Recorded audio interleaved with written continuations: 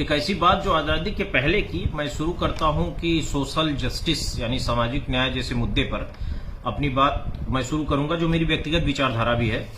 अंग्रेजों ने 1917 में एक कमीशन बनाया था जिसका नाम था साउथ बरो कमीशन। उस कमीशन का उद्देश्य था कि भारतवर्ष में रहने वाले पिछड़ों, शोषितों, वंचितों को उनके अनुपात में सामाजिक न्याय के लिए प्रतिनिधित्व देने का मुद्दा उठा।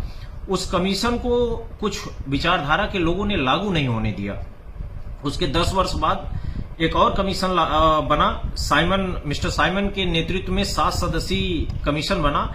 उस आयोग का उद्देश्य था कि सर्वे किया जाए भारतवर्ष में कितने ऐसे लोग हैं जो आर्थिक, सामाजिक और शैक्षणिक रूप से बहुत पिछड़े हैं, और उनको विशेष सेवा दे करके या उनको आरक्षण दे करके उनका रिप्रेजेंटेशन बढ़ाया जाए देश के विकास में और तमाम मुद्दों पर। अंग्रेजों का उद्देश्य था कि आज देश को छोड़ने से पहले हम पिछड़े शोषितों को जगह दे करके जाएंगे। और ये जब कमीशन बना तो यहाँ पे एक विचारधारा के लोगों ने, मैं इस मुद्दे को गंभीरता से कहना चाहता हूं कि एक विचारधारा के लोगों ने साइमन कमीशन, जब उस समय देश की परसेंटेज एजुकेशन परसेंट जो थी वो 5 से 7% रही होगी, इस देश की अशिक्षित जनता को सामने खड़ा कर दिया गया और एक नारा लगा दिया, साइमन गो बैक। इस देश के उस समय के 90% लोगों को यह भी नहीं पता था कि साइमन गो बैक का मतलब क्या होता है, और इंग्लिश में था ये। आज लोग समझते हैं कि साइमन वापस जाओ। ये वो कमीशन था जो आजादी से पहले पूरे भारतवर्ष में इसका विरोध हुआ और अंग्रेज वापस चले गए और उसके साथ ले गए पिछड़ों के अधिकार, पिछड़ों को बोलने का अधिकार, रहने का और खाने का अधिकार की मांग को लेकर के वापस चले गए, क्योंकि एक विचारधारा के लोगों ने विरोध किया था। उसके बाद देखिए कि कैसे कि एक विचारधारा के लोगों ने या वर्ग विशेष के लोगों ने हमें प्रतिनिधित्व तो नहीं देने दिया। आजादी के पहले और आजादी के बाद की बात आते हैं। एक और कमीशन गठित हुआ था जिसको बहुत ही प्रसिद्ध कमीशन है, मंडल कमीशन, जो 1979 में गठित हुआ। उसके पहले 3 आयोग और गठित हुए थे और तीनों आयोगों की रिपोर्ट आई, लेकिन केंद्र सरकार ने उन आयोगों का एक भी पॉइंट लागू नहीं किया। और जब मंडल कमीशन का जो रिपोर्ट लागू हुई उसमें भी सिर्फ 3 पॉइंट ही लागू हुए हैं। और ये जानते हैं कि मंडल कमीशन का जो आधार था वो बाबा साहब भीमराव अम्बेडकर के संविधान के आर्टिकल 340 में था, जिसमें उनका उद्देश्य था कि शैक्षणिक, सामाजिक और राजनीतिक रूप से पिछड़ों का, शोषितों, वंचितों का प्रतिनिधित्व होना चाहिए। तो ये आर्टिकल 340 के उद्देश्यों को ध्यान में रखते हुए मंडल कमीशन लागू हुआ था, मंडल कमीशन बना था। अब आते हैं आपको बताने कि करीब 4 दशक बाद पिछड़ों की क्या स्थिति है। इस प्रिंट को देखिए, इस पेपर के प्रिंट को।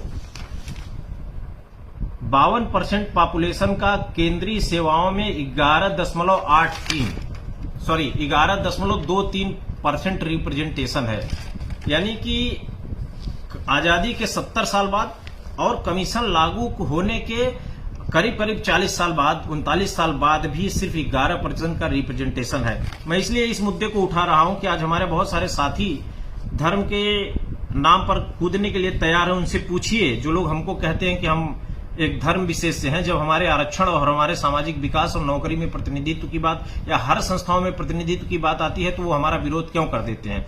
अभी तक 40 दशक बाद सिर्फ 11% रिप्रेजेंटेशन है, और उस परसेंटेज पॉपुलेशन की जिसकी परसेंटेज 54% है। ये है सामाजिक न्याय। ये मुद्दा मैं आप लोगों से कहना चाह रहा था। और एक और विथ रिकॉर्ड है मेरे पास, एक रिकॉर्ड है जो कि पूरे उत्तर प्रदेश में डीएम का नाम है। देखिए कैसे ये स्थिति है।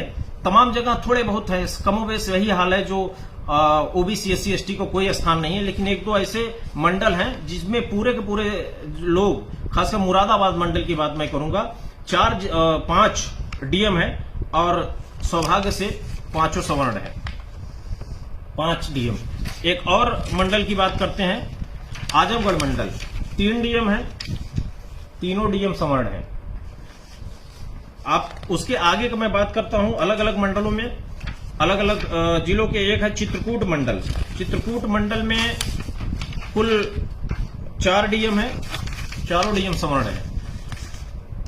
अगला है आपका आगरा मंडल। आगरा मंडल में 4 डीएम है, चारों सवर्ण है। और उसके बाद 5-6 डीएम है कानपुर मंडल में।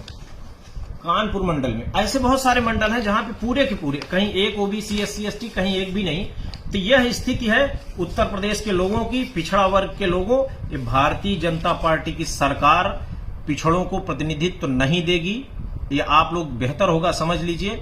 बहुत ही दुर्भाग्यपूर्ण है। ये आपकी भावनाओं में बहा करके आपके अधिकार को लेंगे और आपके थाली की रोटी किसी और के थाली में जा रही है।